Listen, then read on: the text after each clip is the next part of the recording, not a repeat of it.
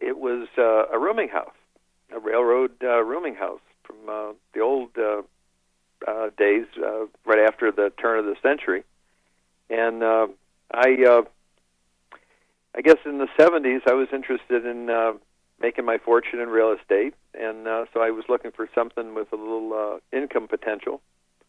And so I ran it for a couple of years as a rooming house, and I lived there for a while.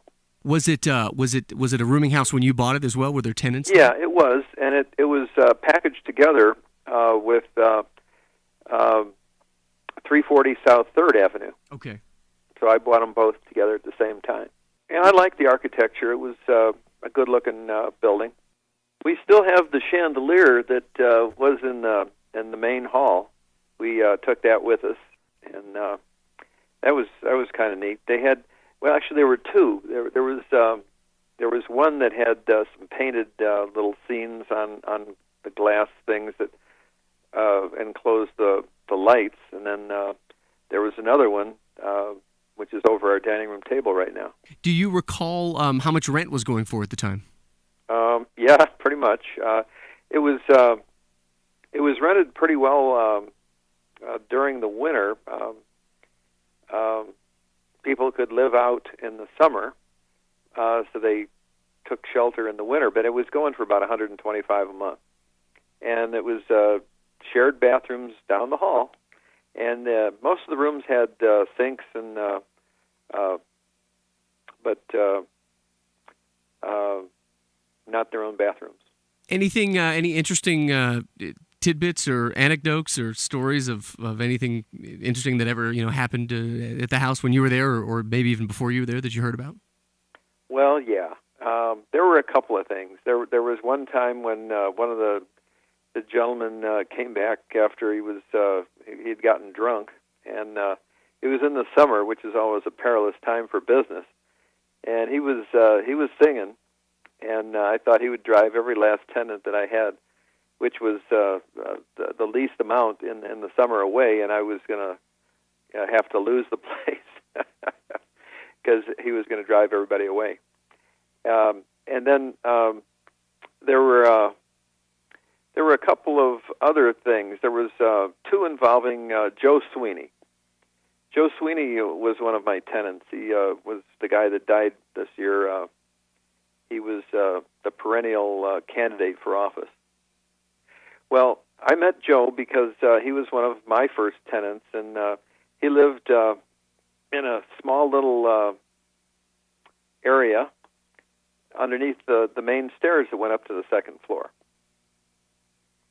So if you're familiar with the way they renovated the stairs, they did a lot of nice work on the stairs. He lived underneath the stairs, and around the time he was living there, he had that testicular cancer that he had, and I guess he went to stay with one of his relatives for a while, and then he came back. And one of my resident managers was a guy that didn't get along with Joe too well, and Joe was kind of a guy that didn't want to back down too much. And I was standing there while they were having a disagreement about something. Can't remember what. And this guy was an ex-biker. So he used the tactic to get Joe to back away, which I'd never seen before.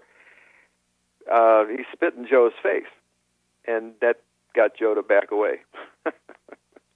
So there were times when it got a little rough,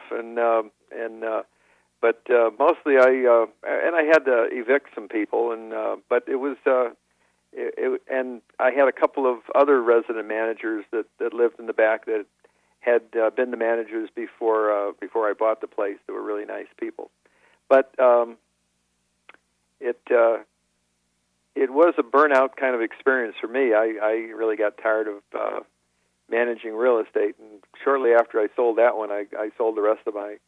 I had a couple other income properties, and got out of the real estate business. I don't know if it was it was always a rooming house or whether it started out as a single-family dwelling, but I doubt it because it was mostly divided into rooms.